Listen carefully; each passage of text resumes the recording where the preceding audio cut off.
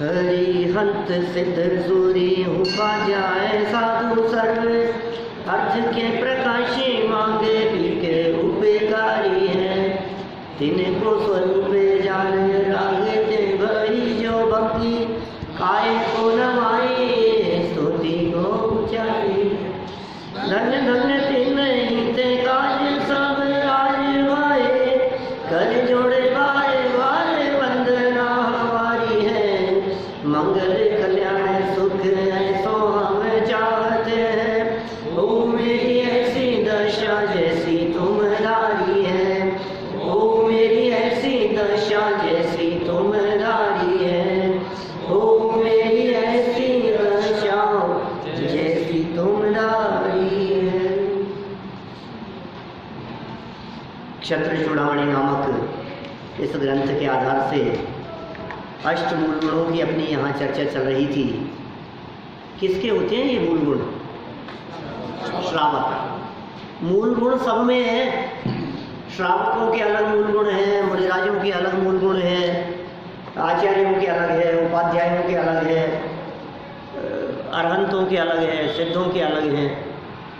मूल गुण यदि ना हो तो श्रावकपना नहीं होता। माने हमारी लाइफ में ऐसे कौन से नियम हैं जो अनिवार्य रूप से होने चाहिए। ये खुद को हमें महसूस करना चाहिए कि ये नियम हमारे जीवन में होने ही चाहिए। 3 प्रकार से हमने अष्टमूल गुणों की चर्चा कल यहाँ आपके बीच में की है। 3 प्रकार से कौन बताएगा? आ जाओ। अष्टमूल गुण 5 उदंबर फल और मध्य मांस मधु, इन सब का त्याग। ये नहीं कहीं कहीं शराब की बोतल रखी और बोले ये मूल गुण है तो उसका त्याग। मूल गुण शराब में नहीं है, मूल गुण मांस में नहीं है। उसके त्याग करने वाले हमारी भावना, हमारे विचार, हमारे चिंतन, जब अंदर में ये चीज़ उतर गई है वहाँ मूल गुण है। पहला हो गया, ये तो बहुत सरल था। दूसरा बताओ थोड़ा। 5 अणुव्रत का पालन, वहाँ पालन बोलना पड़ेगा। और 3 वकार का त्याग, मध्य मांस मधु का त्याग, ये 2 हो गए। तीसरा थोड़े से ज़्यादा है। 5 उदंबर फल का त्याग, मध्य मांस मधु का त्याग, पानी छान के पीना, देव दर्शन करना, रात्रि भोजन त्याग और जीव दया। ठीक है ना? क्या भैया? हाँ, पिक्चर बन जाती है नहीं तो। चलो देखो आगे बढ़ते हैं अपन। प्रश्न उठाया यहाँ नीचे कि साहब ये जो श्लोक 23 नंबर का जो श्लोक पढ़ा था, इस श्लोक में कहीं भी अणुव्रतों की चर्चा नहीं आई। हिंसादिक के त्याग की बात कही थी, ये अणुव्रत कैसे लगा लिया आपने? तो कहा भाई श्रावकों की चर्चा चल रही थी, गृहस्थों की चर्चा है, और गृहस्थ के जीवन में 5 पाप पूरी तरह से त्याग नहीं होते हैं, इसलिए अणुव्रत ही समझना चाहिए। ये अर्थ यहाँ लगाया गया। एक और नया प्रश्न उठाया, पेज नंबर 327 पर, पहली लाइन से पढ़ेंगे। 327 नंबर पेज पर। बच्चे आगे आ जाओ, सब आगे आ जाओ बेटा, सब लोग आगे आ जाओ। देखो 5 अणुव्रतों को मूल गुणों में किस प्रकार सम्मिलित किया है। 5 उदंबर फलों के त्याग को लेना चाहिए था क्या? भाई कितनी सुंदर बात ये कह रहे हैं कि आपने अणुव्रतों को क्यों ले लिया यहाँ। अणुव्रत माने तो व्रती होते हैं, अणुव्रत माने तो पंचम गुण स्थानवर्ती होगा, प्रतिमाधारी लोग होंगे, दूसरी प्रतिमा वाला होगा अणुव्रती। तो आपने श्रावक के व्रतों में ले लिया, आपने चतुर्थ गुण स्थानवर्ती श्रावक के व्रतों में ले लिया, आपने सामान्य श्रावक के व्रतों में ले लिया। क्या प्रश्न क्या चल रहा है? प्रश्न ये चल रहा है कि इन्होंने जो अष्टमूल गुण बतलाए, उन अष्टमूल गुणों में 5 अणुव्रत और 3 मकार का त्याग, ये 8 बता दिए। 5 अणुव्रतों का पालन और मध्य मांस मधु, ये 3 मकार की। मकार क्यों कहलाते हैं बेटा? म मध्य, म मास, म मधु, म मकार, म से शुरू होने वाले तीनों शब्द में से शुरू होने वाले होने की वजह से ये क्या कहलाते हैं? तीन मकार। तो आपने अणुव्रत क्यों ले लिए? अणुव्रतों की जगह उदंबर फल का त्याग आना चाहिए। 5 अणुव्रत की जगह 5 उदंबर फल का त्याग कहो, ये क्यों किया आपने? ये प्रश्न उठाया है मास्टर साहब, देखो क्या कह रहे हैं। हाँ, 5 उदंबर नहीं जानते आप?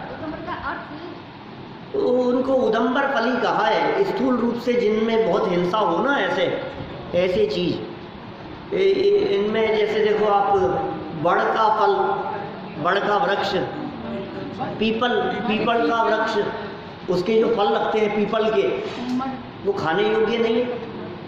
उमर, एक कठुमर है और एक पाकर फल है। ये बहुत गूलर भी कहते हैं, कठुमर के लिए गूलर शब्द का प्रयोग किया जाता है। तो ये जो 5 नाम जो कहे हैं, ये ऐसे फल होते हैं भैया, तुम लोगों के लिए बता रहा हूँ, ये 5 जो शब्द कहे ना, ये ऐसे फल होते हैं जिन फलों को तोड़ देने पर, जैसे तोड़ते हैं आपको उड़ते हुए दिखाई देंगे, त्रस जीव, अंजीर इसी को कहते हैं। ये जो है ना उमर और कठुमर, इनमें से किसी का नाम अंजीर है, आकर का अर्थ है, उसको इंग्लिश में कहते हैं फिग, FIG, फिग, अंजीर। आजकल शादी ब्याहों में बहुत अंजीर की मिठाइयाँ बनने लग गई। क्या? अंजीर की आइसक्रीम भी आती है, फिगर वो कहलाता है, क्या वो फ्लेवर उसका। तो वो मतलब सावधानी रखने की बात है, कहीं भी मतलब समझ नहीं है। जैनियों के घरों में, जैनियों के शादी विवाह के अवसर पर मिठाई है, मिठाई खा लो मिठाई, लेकिन वो मिठाई है किस चीज़ की? ड्राई फ्रूट्स है वो, ऐसा कहते हैं। नहीं भाई, वो ड्राई फ्रूट्स की भी खाते समय सावधानी रखना, कहीं उसके, ये जैनी के योग्य बात कह रहे हैं अपन, जैन के खाने योग्य नहीं है। ये 5 उदंबर फल का त्याग। देखो प्रश्न उठाया था, उसका जवाब क्या दे रहे हैं? जवाब पढ़ते हैं अपन।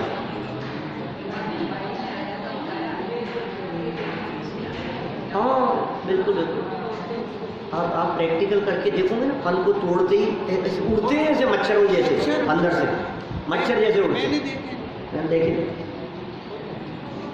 दूसरी सदी के आचार्य समंतभद्र, जो श्रावकाचार्य के प्रथम प्रणेता हैं, सबसे पहला श्रावकाचार्य यदि अपने यहाँ शास्त्रों में अवेलेबल है तो उस श्रावकाचार्य का नाम क्या है? रत्नकरण श्रावकाचार्य। आचार्य समंतभद्र स्वामी ने लिखा है। आचार्य का नाम क्या है? भाई कोई बात पूछूं तो बच्चों से अपेक्षा है रिपीट करें, है ना? कौन से आचार्य का नाम बतलाया? तेज बोल सकते हो क्या? सब लोग सुने इतना। समंतभद्र आचार्य, और ग्रंथ का नाम क्या था? रत्नकरण श्रावकाचार्य, है ना? ये पहला ग्रंथ था। कब लिखा गया? दूसरी शताब्दी में। उन्होंने 5 अणुव्रतों को ही मूल गुणों में सम्मिलित किया है, समंतभद्र आचार्य देव ने। तदनुसार 10वीं सदी के आचार्य वादी सिंह सूरी ने भी 5 पापों के स्थूल त्याग को मूल गुणों में लिया है। आचार्य शिव कोटि ने भी श्रावक के मूल गुणों में 5 अणुव्रतों को लिया है।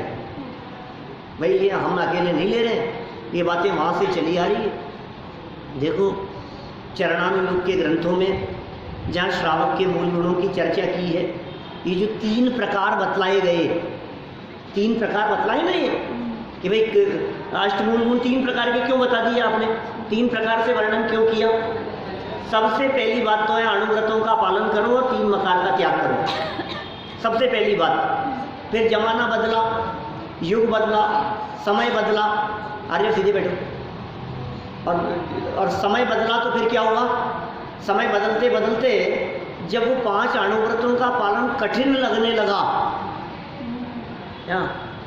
तो फिर वो अणुव्रतों को हटाकर उदंबर फल, और फिर लोगों में प्रवृत्ति देखी कि मंदिर नहीं जा रहे हैं, ऐसा रात्रि भोजन भी चालू हो गया है, तो फिर इन सब चीज़ों के त्याग की बात, नियम पालन की बात कही। तो अष्टमूल गुणों को बदल करके जैसे जैसे जमाना बदला ना, तो अणुव्रतों को तो बोले बहुत बड़ी बात हो जाएगी, अभी अणुव्रत तो छोड़ो, अभी तो तुम रात्रि भोजन का त्याग करो। अहिंसा अणुव्रत की जगह हम कह रहे हैं तुम तो रात्रि भोजन ही छोड़ दो। आप समझ रहे हैं? आप बिना चना पानी छोड़ दो, अणुव्रत बहुत बड़ी चीज़ है, वो पालन तुमसे नहीं हो पाएगा। तुम तो इतना करो कि जीवों के प्रति दया रखो, तुम तो इतना रखो कि देव दर्शन करो रोजाना, रोज मंदिर जाया करो, फिर सब हो जाएगा अपने आप, रोज मंदिर जाया करो। तो ये पालन करने की बात कही। फिर देखा जगत के जीवों में कि ये पालन भी कठिन लग रहा है, तो यार ये नहीं कर पा रहे हैं, जैन मंदिर नहीं है जगह जगह, या बहुत समस्याएं आ रही है। तो देखा कि यार फिर ये श्रावक नहीं है क्या, तो कहा भैया कम से कम इतना तो करो कि 5 उदंबर फल का त्याग करो और शराब मध्य मांस मधु का त्याग करो, कम से कम इतना तो पालन करो। तो ये इस तरह से युग के हिसाब से परिवर्तित होते हुए इन मूल गुणों में इस तरह की परिवर्तन की प्रवृत्ति ये इस तरह चली, स्टेप चेंज हो गए। जैसे हम कहते हैं ना भाई इतना काम करना है, कि ठीक है मैं कर लूँगा, फिर इतना तो नहीं कर पा रहा हूँ, चल कोई बात नहीं इतना तो कर, ये भी थोड़ा कर लूँगा लेकिन कठिन लग रहा है, हो नहीं पा रहा है, दोष लग रहा है, तो कोई बात नहीं इतना तो कर। क्योंकि क्या होता है, नियम ले लेने के बाद में उसे तोड़ने का महापाप है। अब नियम तो दिला दिए आपको, अब निभ नहीं रहा है, अब क्या करें, तो टूटना नहीं चाहिए, दृढ़ता से पालन हो। तो इनका तो ऐसी चीज़ें 5 उदंबर फल, शराब, शहद और मांस, इनका त्याग जीवन भर के लिए प्रत्येक व्यक्ति को यहाँ बैठे हुए को होना ही चाहिए। साध्य समझ में आ रही है बेटा? हैप्पी? इनका त्याग लाइफ टाइम के लिए होना चाहिए, लाइफ टाइम कभी शराब नहीं पिएंगे। सोच लेना बुद्धिपूर्वक, बच्चों के लिए कठिन बात नहीं है, अभी तो लग रहा है, लेकिन तुम पढ़ने जाओगे, तुम कॉलेज जाओगे, तुम बाहर जाओगे, हैं, जमाना बदल रहा है, किसके बीच में उठोगे बैठोगे? तो आप उस समय दवाइयों के अंदर जो चीज़ है, आप त्याग करते समय प्रतिज्ञा लेने का विधान, आप उस समय इस तरह की सावधानी पूर्वक प्रतिज्ञा लेवें कि हमें मूल रूप से शराब का त्याग है, लेकिन कहीं दवाइयों में किसी तरह की अल्कोहल यदि कहीं हुई और अशक्त अवस्था में इस तरह की कोई दवाई लेनी हुई, तो वो दवा के रूप में वो छूट है क्या? लेकिन कोई व्यक्ति शराब की बोतल सामने रख करके कहे क्या कि मेरी तो जो टेंशन है ना, इसका इलाज यही है, ये दवा है, इस धोखे में मत रहना भाई, ऐसा नहीं। कोई दवाइयों में अब ये तो जितना जो पालन कर सके, मैं ऐसा तो नहीं कह सकता कि आप अंग्रेजी दवाइयों का त्याग कर दो, आप होम्योपैथिक का त्याग कर दो, ये सब तो व्यक्तिगत चीज़ है। हाँ, व्यक्तिगत चीज़ है, जिस व्यक्ति में जितनी दृढ़ता हो, जो व्यक्ति जितना पालन करे, हमें कोई दिक्कत नहीं है, लेकिन फिर भी सोच समझ करके किया जाना चाहिए। तो मांस कभी नहीं खाएंगे, क्या बच्चों समझ में आ रही है ना बात? मांस नहीं खाने का अर्थ सात्विक, कटी हुई उंगली को मुंह में कभी नहीं लेंगे, ये बात है। मांस नहीं खाने का हमने त्याग किया, इसका अर्थ क्या था? हम द्विदल नहीं खाएंगे, क्या ये त्याग है? द्विदल का त्याग। शराब कभी नहीं पिएंगे और शहद कभी नहीं खाएंगे। 3 और 5 उदंबर फलों का त्याग है हमारा। ये नहीं जंगल में कहीं गार्डन में कहीं से निकल रहे हैं और पता नहीं कौन सा एक पेड़ था, तो कोई उसका तोड़ करके खा रहे थे, तो हमने भी कहा तो खा ले यार, हम भी खा लेते हैं। नहीं भाई साहब, सावधान रहना, हो सकता है वो बड़ का वृक्ष हो सकता है वो पीपल का वृक्ष हो, या तो पहचानो इनको। मेरे पास सबकी पिक्चर्स हैं, आप चाहें तो व्हाट्सएप पे डाल दूंगा मैं, वो फल किस किस तरह के कौन कौन से होते हैं। माने वो आप यदि उन्हें देखें और फिर पहचाने यार ये खाने योग्य नहीं है, इसलिए अजान फल के त्याग की बात कही है। अजान फल का जो त्याग कहा है ना, वो इसलिए कहा है कि आपके अनजान, आप समझते नहीं हो, आपको पता नहीं है, और कहीं देखा आपने और खा लिया। जहरीले भी हो सकते हैं, अजान अवस्था में खाए जा रहे हैं। तो चलिए देखिए क्या कहा, वापस पढ़ रहा हूँ भाई। किताबें कम तो नहीं है, बहुत है किताबें तो बच्चों के पास में कम है। दूसरी सदी के आचार्य, मास्टर साहब इधर किसका लो आप, और है देखो पीछे रखी किताबें कुछ। दूसरी सदी के आचार्य समंतभद्र जो श्रावकाचार के प्रथम प्रणेता हैं, उन्होंने 5 अणुव्रतों को ही मूल गुणों में सम्मिलित किया है। अब देखो याद हो जानी चाहिए ऐसी बातें, पढ़ने वाले लोग स्टूडेंट इस तरह के होते हैं, तुरंत याद कर लेते हैं। ये क्या कहाँ से लिया था आपने, ऐसा क्यों किया? क्योंकि दूसरी शताब्दी के आचार्य समंतभद्र जो श्रावकाचार ग्रंथ के प्रणेता हैं, उन्होंने ये लिखा। इतना ही नहीं, 10वीं सदी में वादीप सिंह सूरी ने लिखा, और इतना ही नहीं, आचार्य शिवकोटि उन्होंने भी श्रावक के मूल गुणों में अणुव्रतों को शामिल किया है। हाँ देखिए आप, अणुव्रत किसे कहते हैं? क्या अणुव्रत किसे कहते हैं भाई?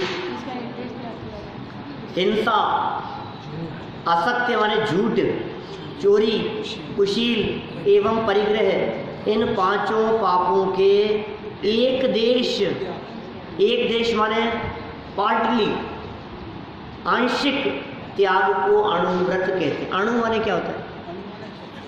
अणु माने छोटा, छोटे छोटे त्याग कर दिए हमने, मोटे मोटे तौर पर हमने त्याग कर दिया, यार ये नहीं करेंगे, ऐसा नहीं करेंगे हम।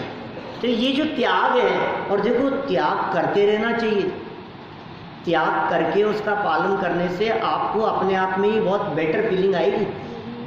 क्या भाई, आपने किसी चीज़ का त्याग कर दिया, जैसे देखो मैं आपको कहूँगा, आपको जैसे 6 घंटे के लिए टीवी का त्याग है, तो कोई कठिन काम नहीं है, मैं ज़िंदगी भर नहीं छुड़ा रहा हूँ आपसे, छोड़ो तो अच्छी बात है।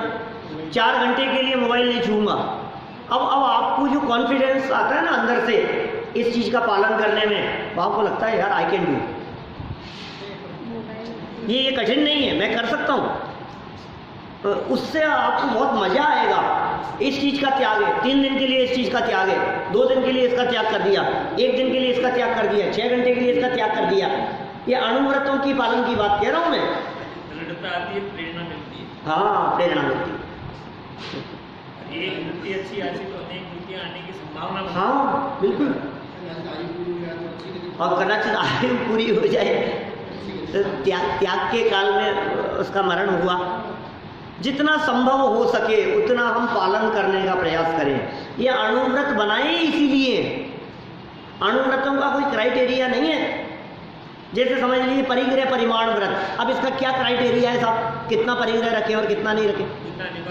जितना निभा सको उतना रखो, माने जो आप कर सको, जितना आप पालन कर सको, इतना सोच लिया हमने, इतना रखेंगे बस, तो परिग्रह परिमाण होंगे।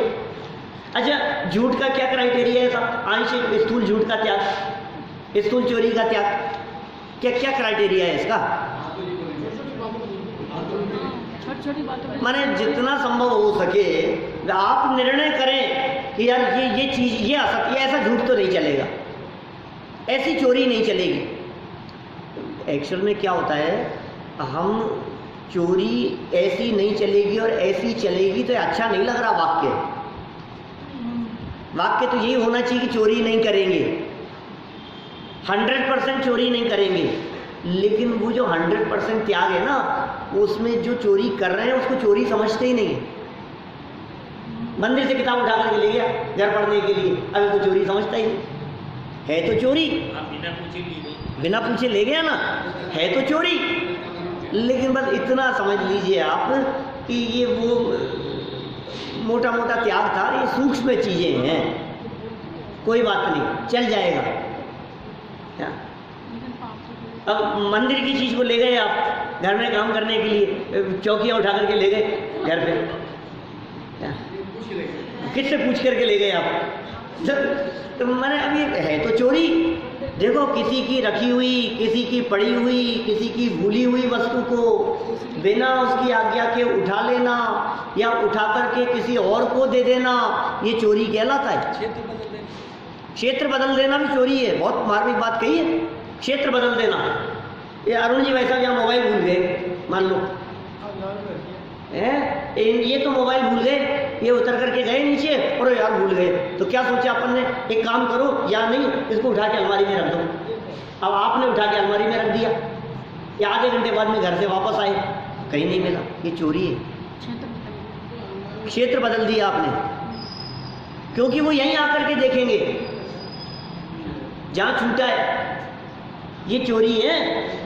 अब आपको हमने क्या किया, किसी की रखी हुई पड़ी हुई भूली हुई वस्तु को रोड पर चलते हुए आपको नोट दिखाई दिया एक पिंक कलर का और आपने उस नोट को उठा करके जेब में रख लिया, तब तो चोरी है ही कि नहीं यार मैं तो, अपन तो नहीं लेंगे, एक काम करते हैं मंदिर में चल के डाल देते हैं, ये भी चोरी है। बोलो, मंदिर में ला जा करके डाल दो, रसीद बना दो उसकी कि किसके नाम से बनाओगे, मेरे नाम से बना दो ना, कि क्यों तुम मालिक है उसका, तेरे नहीं, हमने तो नहीं लिया, मंदिर में तो भी चोरी है। टच नहीं कर सकते क्या पुरुषार्थ का काम है भाई साहब, उसको लेना नहीं, पराई वस्तु की तरफ तुम्हारी निगाह कैसे गई, आपने देखा कैसे उसको, आपके मन में उसको रखने की उठाने की भावना कैसे आई, ये चोरी का भाव है। अरे लोग कहते हैं हम नहीं उठाएंगे तो कोई दूसरा उठा लेगा, बचाओ पक्ष है, मैं नहीं उठाऊंगा, अरे यार बीच सड़क पे पड़ा है, अभी मैं नहीं उठाऊंगा तो कोई दूसरा उठा करके ले जाएगा, तो भाई चोरी का पाप किसी और को न लग जाए, इसलिए मुझे ही लग जाए, दूसरे को पाप लगे, इससे अच्छा है मेरे को ही लग जाना चाहिए। कैसी बात कर रहे हो आप, हम नहीं करेंगे, अपने आप को सुधारने की बात है। तो अणुव्रत माने क्या हुआ, 5 पापों का स्थूल त्याग, मोटा मोटा त्याग। क्राइटेरिया हमारे को डिसाइड करना है कि हम ये पाप इस तरह से नहीं करेंगे, इस लेवल तक ये पाप है जो छोड़ने योग्य है, अणुव्रत हो गए हैं। आगे बढ़ता हूँ मैं, किसी की चप्पल जो है उनको पहन के और वहाँ चले जाते हैं पेशाब करने और दूसरी जगह, हाँ बिल्कुल बिल्कुल, देखो किसी की चप्पल पहन करके चले गए, टॉयलेट के लिए जा रहे थे आप और किसी की चप्पल पहन करके चले गए, कोई बात नहीं, चले जाना कोई चोरी नहीं है, बिना पूछे चले जाना, ये तो ऐसी स्थिति होती है ना अचानक, लेकिन उसको आके दूसरी जगह खोल देना चोरी है। क्या आप ध्यान रख करके जहां से आपने पहनी है, आप 2 मिनट के लिए पहन करके चले गए, आप वापस आकर के उसी जगह पर आकर के खोलें, क्या अब यदि आपकी नहीं है चप्पल, दूसरी जगह है, आप वॉशरूम के बाहर वहाँ कोई दूसरे की चप्पल इधर उधर दिखाई दे रही है, नंगे पाँव तो जाएंगे नहीं आप, कोई बात नहीं, वापस वहीं आकर, 2 ही मिनट में आ रहे हैं ना आपको, क्या वहीं आकर के वापस खोलें आप, ये नहीं पहनी यहाँ से थी और खोल दी उधर, तो फिर क्या होगा, चोरी का पाप देगा। हाँ, तो अपन ही ध्यान रखें, खुद ही ध्यान रखें अपन, हमने कहाँ खोली है और हमारे माध्यम से दूसरे की पहनी गई है तो कहाँ खोलनी है। चलो, अणुव्रत के बाद में कौन सा व्रत, गुण व्रत, गुण व्रतों के नाम बतलाएं, 327 नंबर पेज पर है। भोगोपभोग संहारो नर्थ दंड व्रतान्वित, गुणानुव्रणाध्येयो दिग्व्रतेन गुणव्रतम। क्या कह रहे हैं, अणुव्रतों के वर्धक होने से, क्या अणुव्रतों के वर्धक बढ़ाने वाले, इसका मतलब ये जो गुणव्रत और शिक्षा व्रत हैं ये बढ़ाने वाले हैं, क्या अणुव्रतों को बढ़ाने वाले हैं। अणुव्रतों का दृढ़ता से पालन करने के लिए गुणव्रतों का पालन करो। क्या कहा, अणुव्रतों के वर्धक होने से, सात्विक अलग अलग कर दूंगा दोनों बच्चों को, आर्जव कोई बात नहीं, इधर ध्यान से देखो, अणुव्रतों के वर्धक हो। अब मेरे को कहने का मौका नहीं पड़े, ध्यान रखना, पूरी दुनिया सुन रही है, सबके नाम सुनेगी। अणुव्रतों के वर्धक होने से दिग्व्रत के साथ अनर्थ दंड व्रत सहित भोगोपभोग परिमाण व्रत, गुणव्रत जानना चाहिए। गुणव्रतों के नाम के संदर्भ में भी आचार्यों में थोड़ा सा मतभेद तो नहीं, किंचित फर्क है। यहाँ इन्होंने गुणव्रत के 3 नाम बतलाए। एक दिग्व्रत, क्या क्या बताओ क्या है? देशव्रत कहाँ है इसमें? दिग्व्रत, अनर्थ दंड व्रत और भोग परिमाण, ये 3 हैं। तो दिग्व्रत, अभी इनकी जो परिभाषाएं वगैरह भी दिए गए, इन्होंने कहीं दी नहीं है शायद आगे। गुणव्रतों का स्वरूप दिया है आगे दिया है। तो अभी यहाँ तो अपना इतना ही कर्तव्य, नाम याद करो। बोलो भाई बच्चों में कौन बताएगा 3 गुणव्रतों के नाम? बोलो आ जाओ। शाबाश। दिग्व्रत, अनर्थ दंड व्रत और भोग परिमाण, याद होगा साध्य? बोलो। दिग्व्रत, अनर्थ दंड व्रत, भोग परिमाण, शाबाश। तो ये 3 वो हो गए। सरल अर्थ देखो नीचे क्या लिखा है। दिग्व्रत, अनर्थ दंड व्रत और भोग संहार। भोग संहार, इसका मतलब भोग परिमाण व्रत, इनको गुण व्रत कहते हैं। जो व्रत अणुव्रतों की अभिवृद्धि में सहायक होते हैं एवं उनमें दृढ़ता लाते हैं, उन्हें गुण व्रत कहते हैं। अणुव्रतों में वृद्धि लाते हैं। सिद्ध यदि करें, जैसे मान लो इस बात को थोड़ा सा कि साहब अणुव्रतों में वृद्धि कैसे ला रहे हैं? जैसे अणुव्रतों में क्या किया था आपने? हिंसा, झूठ, चोरी, कुशील, परिग्रह, इनके आंशिक त्याग किया था इन 5 पापों का। अब आपने लिया दिग्व्रत। तो दिग्व्रत लेने से क्या हुआ? आपकी जो हिंसा थी ना, सारी दुनिया की हिंसा का पाप लग रहा था। जैसे जो हिंसा कहाँ होती है? चलने फिरने से हिंसा होती है, दौड़ने से हिंसा होती है, बिना देखे खाने पीने दौड़ने से हिंसा होती है। आप बिना देखे रोड पर चल रहे हैं तो नीचे चींटियाँ आएगी, जीव मरेंगे, हिंसा हो रही है। तो अभी हमने कहाँ तक का हिंसा का पाप लग रहा है? बोले सारा हिंसा का पाप लग रहा है पूरे लोक में दौड़ने का।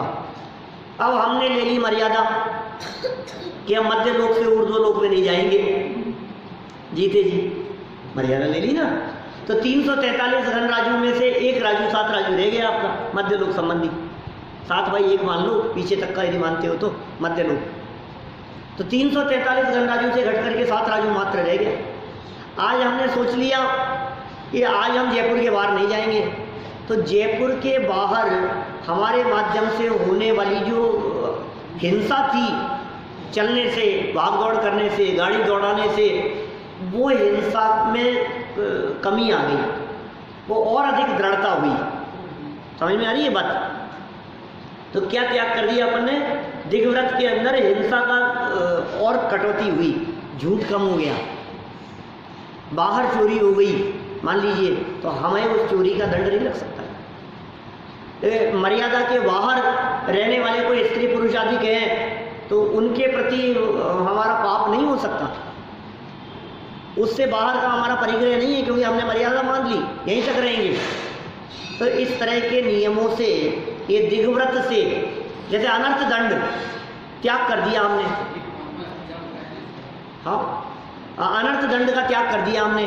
तो क्या क्या है आगे बताएंगे नाम। कितनी मर्यादा हो जाती है? 5 पापों से बचता है व्यक्ति, पाप से बचता है।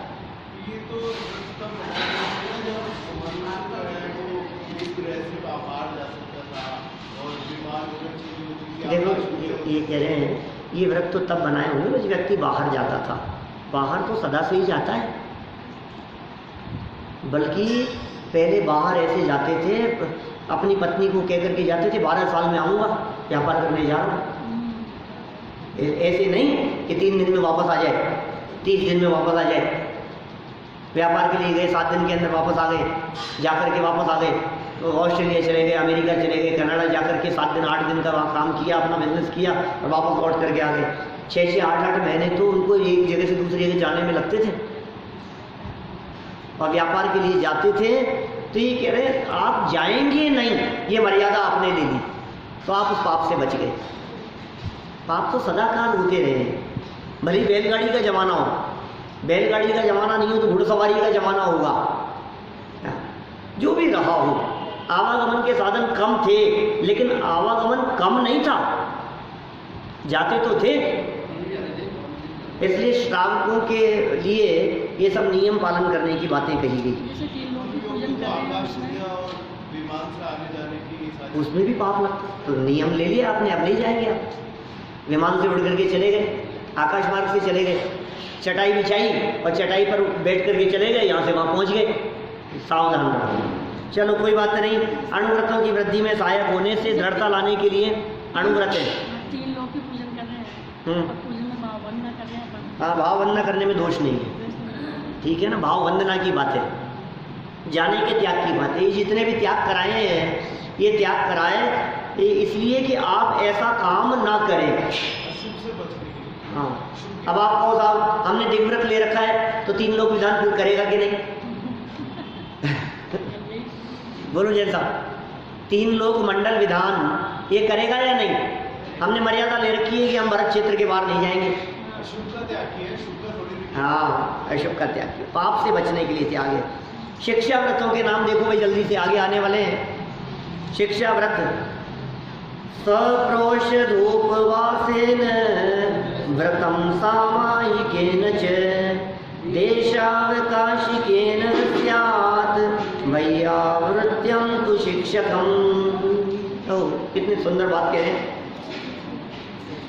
वैयावृत्य, वैयावृत्ति शिक्षकों के प्रति प्रोषधोपवास सहित सामयिक और देशावकाशिक व्रत के साथ ये 4 शिक्षा व्रत कहलाते हैं। शिक्षकम व्रतम, ओ शिक्षा व्रत है ये, शिक्षकम व्रतम, ये शिक्षा व्रत है। 4 नाम कौन कौन से हुए जरा ध्यान से देखना। सामयिक, प्रोषधोपवास और देश व्रत और वैयावृत्य। देखो नाम थोड़े से अलग मिलेंगे यहाँ, लेकिन कहीं ना कहीं कुछ वो टच कर रहे हैं उन चीज़ों को। अतिथि संविभाग, वैयावृत्य का मतलब सेवा हो गई ना, आओ भगत करना, सत्कार करना, सम्मान सत्कार, तो ये अतिथि संविभाग। तो उन सब में सेवा प्रमुख है ना। मुनिराजों के प्रति, श्रावकों के प्रति, साधर्मियों के प्रति जो सेवा का भाव हो वो प्रमुख है। हाँ, आहार की प्रमुखता है अतिथि संविभाग में, लेकिन आहार के साथ साथ में और भी सारी बातें उसमें शामिल कर लेना चाहिए। ये थोड़ा सा ब्रॉड रूप है, ऐसा समझ लो, उसको संकुचित कर दिया आगे चलते चलते। यार इतना नहीं हो पा रहा है तो इतना तो कर। अभी आपके आने के पहले मैंने काफ़ी चर्चाएं की इसके बारे में। 8 मूल गुणों के पालन के संदर्भ में भी बहुत बातें की मैंने कहा पहले ऐसा चलता था, फिर इतना नहीं होता था तो चल इस तरह से 8 मूल गुणों का पालन कर, चल इतना नहीं तो इतना तो कर। तो मिनिमम श्रावक होने के लिए हमारे को क्या होना चाहिए? मिनिमम श्रावक के लिए 5 उदंबर फल का त्याग। हाँ, चलो सरल अर्थ देखो। तेरे गुणव्रतों की चर्चा से नीचे थोड़ी सी चर्चा करेंगे अपन, क्योंकि इनका स्वरूप समझाया है ना। अभी तो नाम बताए हैं, स्वरूप तो नीचे बताने वाले आगे वाले श्लोक में। अभी बता के क्या करूं मैं? प्रोषधोपवास, सामयिक, देश व्रत और वैयावृत्य, इन 4 को शिक्षा व्रत कहते हैं। जिनसे मुनिव्रत पालन करने का अभ्यास बना रहे उसे शिक्षा व्रत कहते हैं। मुनिव्रतों की शिक्षा देने वाले हैं ये 4 व्रत। शिक्षा क्या है इसमें? शिक्षा व्रत क्या है? ये शिक्षा दे रहे हैं तुम्हारे को, मुनि कैसे बना जाता है। अभ्यास, मुनि बनने के लिए प्रैक्टिस, धीरे धीरे छोड़ दिया। देखो दिग्व्रत को तो इन्होंने उसमें ले लिया गुणव्रतों में, और शिक्षा दी इन्होंने देश व्रत। इसका मतलब देश व्रत में आप टाइम टू टाइम पालन करते रहेंगे। देश व्रत के अंदर आप आज के लिए छोड़ दिया, 3 दिन के लिए छोड़ दिया, 10 लक्षण के अंदर बाहर नहीं जाएंगे, 28 चल रही है, 28 जयपुर छोड़ करके बाहर नहीं जाएंगे। तो ये आपने क्या किया? अपने आप को कंट्रोल करने का प्रयास किया। ये शिक्षा मिल रही है आपको। मुनिराज ऐसे ही होते। विचार करें? नहीं। अब ये जाने कि हमको जो करना है वो करना है। द्रव्यलिंगी भावलिंगी के संदर्भ में विचार करना योग्य नहीं है, ऐसा भेद डालना योग्य नहीं है। देखिए क्या कह रहे हैं, गुणव्रतों का स्वरूप। अब आएगी भैया बारीक चर्चा, गुणव्रत किसे कहें, क्या भैया। अब गुणव्रतों की परिभाषाएं अब याद करना है, याद करने योग्य बातें हैं। अब परिचिन्न दिशि प्राप्तिम त्यागम निष्फल दुष्कृतेः मितान्नस्त्रयादिकत्वं च कृत्यं विद्धि गुणव्रते। क्या गुणव्रत में मर्यादित दिशाओं में जाना, क्या कहा, मर्यादित दिशाओं में जाना, ये गुणव्रत की बात कर रहे हैं। और निष्प्रयोजन पापों का त्याग, निष्प्रयोजन पापों का त्याग क्या कहलाएगा,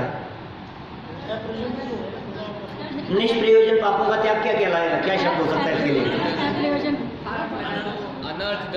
अनर्थ दंड व्रत, अनर्थ दंड, बिना मतलब के पाप से बच गए। और परिमित अन्न, स्त्री आदि भोगोपभोग पदार्थों का सेवन, यह कार्य जानो। परिमित का सेवन माने मर्यादा लेकर के सेवन, ये भोगोपभोग परिमाण, 3 गुणव्रत हो गए। सबसे पहला क्या कहा, मर्यादित दिशाओं में जाना, इसको शब्द क्या देते हैं, दिग्व्रत। बहुत जरूरी है भाई साहब। अब जिस दिशा में आपको जाना ही नहीं है, लाइफ टाइम नहीं जाना है, उसका पाप क्यों माथे पे ओढ़े हुए। 10 मंजिल नीचे नहीं उतरूंगा, बोलो अब क्या कर सकते हो कि नहीं, जाना पड़ना ही है, जाना होता ही नहीं है, जाना होता ही नहीं।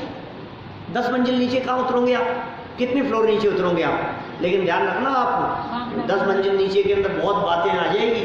पहाड़ पर है, कहीं पहाड़ नहीं, पहाड़ की कोई बात नहीं, क्योंकि पहाड़ तो पहले चढ़े हो ना, फिर उतरे हो है। 10 मंजिल नीचे नहीं जाने में आप ऐसी बात करो, 15वीं फ्लोर पर चला गया, अब तो उतर ही नहीं सकता हूँ नीचे, क्योंकि 10 ही उतरने की नियम लिया, जमीन से नीचे उतरने की बात है भाई। तो 15 मंजिल ऊपर चढ़ गया तो अब आप आएगा ही नहीं क्या रोड पे, ऐसा थोड़ी देते हैं। माने जमीन से 10 मंजिल नीचे, जैसे तलघर में चले जाते हैं ना, जैसे अपने सांगानेर के बारे में कहते हैं कितने फ्लोर नीचे है, 3 मंजिल नीचे, 7 मंजिल नीचे तक चलेंगे, ये 10 के नीचे तो नहीं जाएंगे। पनडुब्बी में बैठने का क्या हो जाएगा, किसमें, पनडुब्बी में, वो तो समुद्र में बहुत दिन रहते हैं। हाँ तो आपको ये सोच समझ करके लेना पड़ेगा, कितने नीचे तक जाना है आपको। समुद्र में जाएंगे तो कितने नीचे तक जा पाएंगे, नीचे उतरेंगे तो कितने नीचे तक उतर पाएंगे, पूर्व पश्चिम उत्तर दक्षिण में जाएंगे तो कहाँ तक जा पाएंगे। क्या मेट्रो कितने नीचे जा रही है, ये सोच करके हाइट का यदि आपने त्याग किया है तो आप समझिए जितनी हाइट तक मैक्सिमम फ्लाइट्स चलती हैं उससे 2 किलोमीटर ऊपर तक का नियम ले लो आप। क्या दीपेश जी, मैक्सिमम कितनी हाइट पे चलती है फ्लाइट, मैं समझता हूँ कि 12-14 किलोमीटर के आसपास मान लो हैं। हाँ तो इतना ही हो गया ना, करीब 13 किलोमीटर 15 किलोमीटर के आसपास, 15 किलोमीटर मान लो। अब 15 किलोमीटर हाइट के ऊपर फ्लाइट उड़ रही है, अब फ्लाइट में आप बैठते हैं, आप 20 किलोमीटर ऊपर के ऊपर जाने का त्याग कर दो, कर सकते हैं कि नहीं, लाइफ टाइम 20 किलोमीटर से ऊपर नहीं जाएंगे, क्या नहीं जाते। इंटरनेशनल फ्लाइट जो है ना वो बहुत ऊपर उड़ती है, वो नहीं दिखती नहीं है, वो फ्लाइट दिखती नहीं है आपको, नीचे व्यक्ति को दिखेगी ही नहीं ऊपर ये कोई फ्लाइट भी जा रही है। और वो कितनी बड़ी साइज होती है आप उसकी कल्पना नहीं कर सकते उस फ्लाइट की, और उसके बावजूद नहीं दिखी वो कितनी हाइट पर, बोलते हैं ना अंदर कि इतने फीट की हाइट पर चल रहे हैं अपने, इतनी बड़ी फ्लाइट होती है। डबल डेकर फ्लाइट के अंदर जब कभी हम आते हैं अमेरिका से, 750 पैसेंजर, 750 पैसेंजर का मतलब समझे आप, आपकी जो एक बस है ना 50 सीट वाली बड़ी बस, क्या ऐसी कितनी बसें होगी, 15 बस, 15 बसें हो गई। अब 15 बसों के अंदर से ऐसे लगाओ आप 15 बसों को को, और 15 बसों के कितने लोग, और उनका कितना सामान, और व्यक्तियों का कितना वजन। कभी कभी तो ऐसा लगता है कितना वजन लेकर के उड़ रहा है आसमान में, है उनका स्टाफ और उनका सामान। आप कल्पना कर सकते हो कितना वजन होगा, और किस हाइट पे उड़ रहे हैं। तो इसका मतलब साइज कितनी बड़ी हो गई और फिर भी नहीं दिख रही है। मैं तो कह रहा हूँ 25 किलोमीटर ऊपर जाने का त्याग कर दो, इसलिए क्योंकि आज के आने वाले 10 साल बाद, 20 साल बाद किस हाइट पे उड़ेंगी पता नहीं, क्या टेक्नोलॉजी आएगी। लेकिन यदि आप 25 किलोमीटर की हाइट तक का नियम ले रहे हो ऊपर, तो फिर ध्यान रखना फ्लाइट बुक करते समय, कभी कोई विशेष स्पेशल फ्लाइट बुक कर रहे हो तो आप उसके अंदर चेक करना कि ये फ्लाइट कितनी हाइट पे उड़ेगी, यदि आपने दिग्व्रत ले लिया है तो।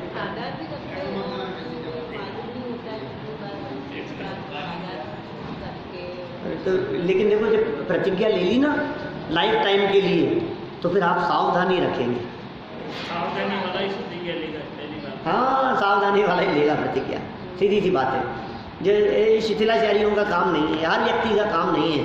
जो व्यक्ति ने अपने जीवन को बहुत संयमित और मर्यादित कर लिया है ना, वो व्यक्ति इस तरह की प्रतिज्ञाएं लेता है। व्यक्ति आगे आते हैं, कोई सुनेंगे कोई समझेंगे। बस सही बात है। तो देखो क्या क्या कह दिया अपन ने यहाँ। पहला क्या हो गया, सरल अर्थ पढ़ो। 10 दिशाओं की मर्यादा कर आजन्म, पारस जी वैसा आजन्म जीवन भर के लिए हो गए दिग्व्रत। उनके बाहर जाने के त्याग को दिग्व्रत कहते हैं। दिग्व्रत कितने टाइम के लिए हुआ, बोलो भाई। हैप्पी कितने टाइम के लिए क्या हुआ दिग्व्रत में? Life time.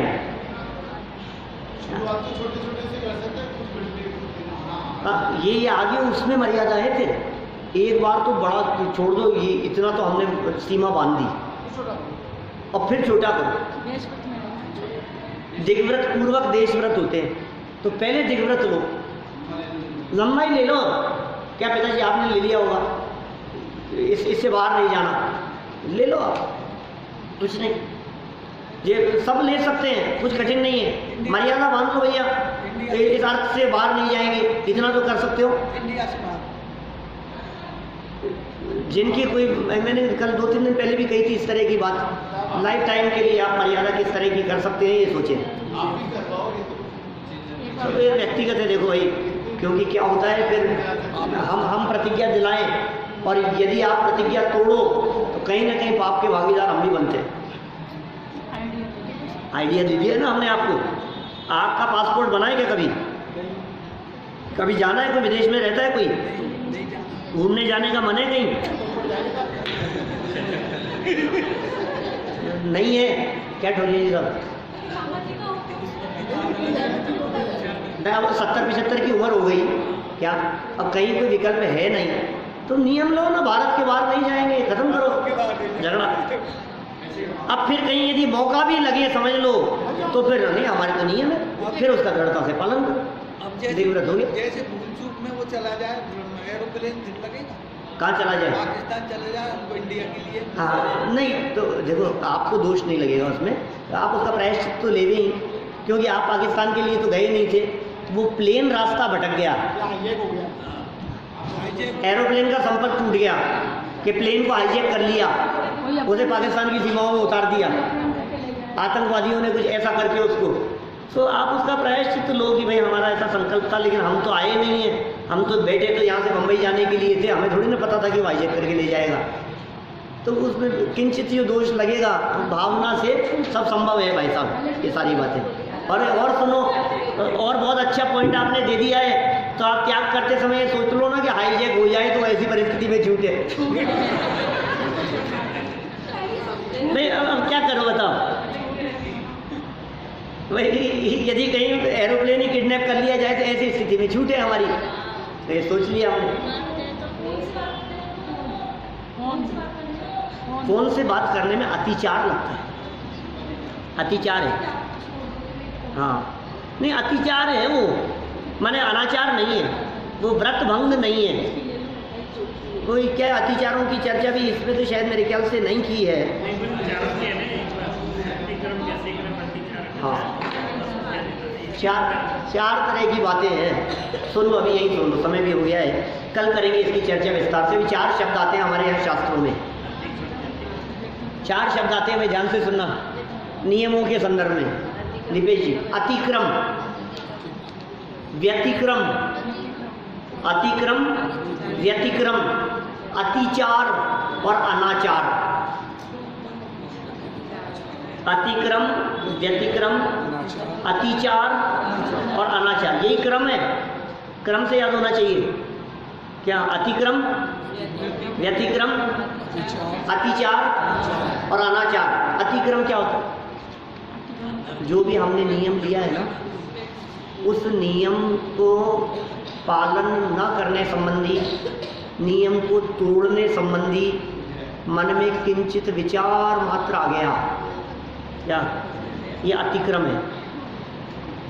मन में ये भाव आ गया, अरे यार मैंने भी क्या नियम ले लिया, ये अतिक्रम है, दोष लग रहा है इसमें।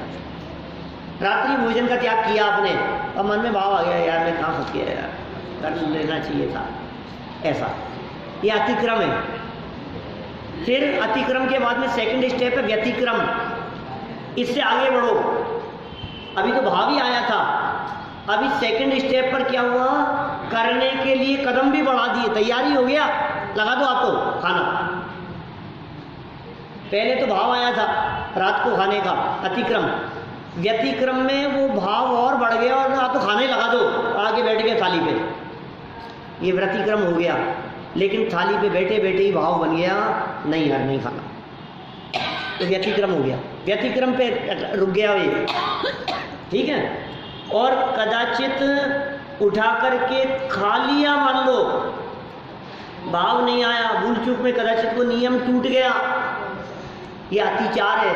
लेकिन वो अतिचार तब तक ही अतिचार है जब तक मन में खेद वर्तता है, अरे यार मुझे नहीं खाना चाहिए था, तब तक तो अतिचार है। और यदि ये सोचे कि ठीक है खा लिया तो खा लिया, ये अनाचार है। क्या